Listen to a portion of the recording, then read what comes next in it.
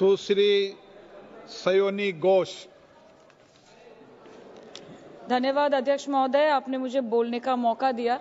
आज बहुत शेर बोले जा रहे थे सदन में, तो मैं भी एक शेर से शुरू करना चाहती हूँ कि तेरा इंतजार करेंगे हम, चाहे जमाने लग जाए, या तो तू आ जाए या हम ही ठिकाने लग जाए। तो सर, ये शेर मुझे अच्छे दिन की याद दिलाता है, वो दिन के जिसका वादा था, इस सरकार के नेकी का जो इरादा था, जो इरादे 2014 में काफी बुलंद थे, पर 2024 के आते आते इनके नीतियों में कुछ थोड़े बहुत घमंड थे, जिस घमंड के चलते पूर्व में नोटबंदी और लॉकडाउन जैसी घटनाएं घटी और जिसके वजह से 700 से ऊपर किसानों की मौत हुई, और जिसके चलते मणिपुर पर प्रेसिडेंट्स रूल तो लागू किया गया, लेकिन बस यही बोलना था कि 22 महीने लग गए और कई लोगों की जानें चली गई। सर, मैंने आगे भी ये चर्चा की थी कि if president's rule was the only solution, why was it not imposed months ago when people were dying? जब हजारों की तादाद में लोग बेघर हो रहे थे, चारों तरफ आग जल रही थी, जब महिलाओं को विवस्त्र करके रास्ते पर घसीटा जा रहा था, जब सिर्फ भारत नहीं बल्कि पूरे विश्व मणिपुर की चर्चा और निंदा दोनों कर रही थी, तब आप कहां थे? Sir, this delay in imposing president's rule proves that the BJP leadership neither had the will nor the competence to handle the Manipur crisis, and the administration watched quietly as ethnic tensions spiraled out of control. Sir, मैं ज्यादा detail में नहीं जाऊंगी क्योंकि हमने चर्चा पहले भी की है, और आज लगभग 2:15 को हम मणिपुर पे आलोचना कर रहे हैं। इतना इंपॉर्टेंस अगर पहले दिया होता तो शायद इसकी नौबत ही नहीं आती। So this is what I think. पर सर, ये शर्मिंदगी की बात है कि आज भारत के एक राज्य में प्रेसिडेंट्स रूल है। ये भी शर्मिंदगी की बात है कि 140 करोड़ की आबादी में 80 करोड़ को मुफ्त में राशन दिया जाता है।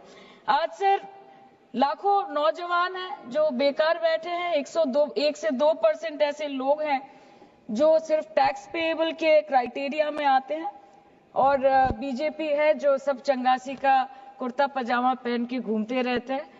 ये दिखाने के लिए अच्छी बात है, लेकिन ग्राउंड रियलिटी कुछ अलग ही है। सर 2023 में टॉप 10 VPNR के रिपोर्ट के अनुसार मणिपुर में 212 दिन से ऊपर इंटरनेट शटडाउन किया गया था, a total of 5088 hours, marking it the second highest after Jammu and Kashmir. This led to huge economic loss in Manipur, approximately 3,157 crore. The economic blockade in Manipur, affecting the two main national highway, lasted for 66 days, with rough estimates of loss of around 250 crore per day, which is a whooping rupees 17,000 crores in over 2 months. Over 67,000 people were forced to leave their homes and cramped up in only 360 relief camps. Nearly 12,000 people fled to Mizoram. Approximately 7,000 people sought refuge in Nagaland, Assam and Meghalaya. Over 1,700 people taken refuge in Kachhar district as of June 2024. और ये सब तो sir registered official figures है, न जाने unregistered official और कितने बेघर लोग होंगे जो दूसरों के घर में रह रहे हैं, शायद दूसरे राज्य में रह रहे हैं, दूसरे देशों में रह रहे हैं। ये इसीलिए हुआ है सर क्योंकि मणिपुर की सरकार, डबल इंजन सरकार ने, उनकी मंशा ये नहीं थी कि वहां के लोगों को शुरू से प्रोटेक्शन दिया जाए, कि उनको शुरू से रिलीफ दिया जाए। अगर वही होता तो 22 महीनों से इन्होंने मणिपुर को जलने ना दिया होता। सर, मैं 2 मिनट में खत्म करूंगी। You want to move the resolution, of course we have to be with that. लेकिन 1 अप्रैल 2025, मतलब एक दिन पहले से, मिनिस्ट्री ऑफ होम अफेयर्स ने armed forces special powers act को 6 महीनों का एक्सटेंशन देके मणिपुर, अरुणाचल प्रदेश और नागालैंड में इफेक्टिव कर दिया है। इससे समझ आता है that law and order in Manipur has seriously deteriorated. आज भी बीरेन्द्र सिंह जी बीजेपी वाले बोल रहे थे कि 1960 से हजारों रिफ्यूजीज मणिपुर में घुस के बैठे हैं, 2001 का सेंसस रिव्यू करना है और डिलिमिटेशन से पहले एनआरसी लाना है। मतलब आपको कुछ सुधारना नहीं है, आपको बस और बिगाड़ना है। जिस तरह असम में एनआरसी के नाम पे इस सरकार ने 1500 करोड़ से ऊपर फूंक दी और करीबन 19 लाख लोगों को अस्तित्व संकट में डाल दिया।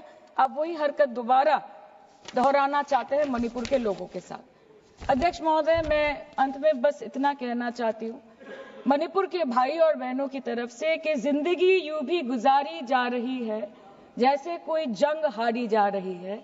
जिस जगह पहले के जख्मों के निशान हैं, फिर वही पर चोट मारी जा रही है, फिर वही पर चोट मारी जा रही है। इसलिए आपके माध्यम से इस सरकार से मेरी यही अपेक्षा रहेगी कि मणिपुर के हालात में सुधार लाए, वातावरण में संतुलन लाए, पहले अपने देश के लोगों को मित्र बनाए, फिर जाके विश्व बंधु कहलाए जाए। That the home minister and the prime minister should work over time and step outside their comfort zone to address the needs of the people and restore normalcy at the earliest in Manipur. Thank you, sir. Thank you.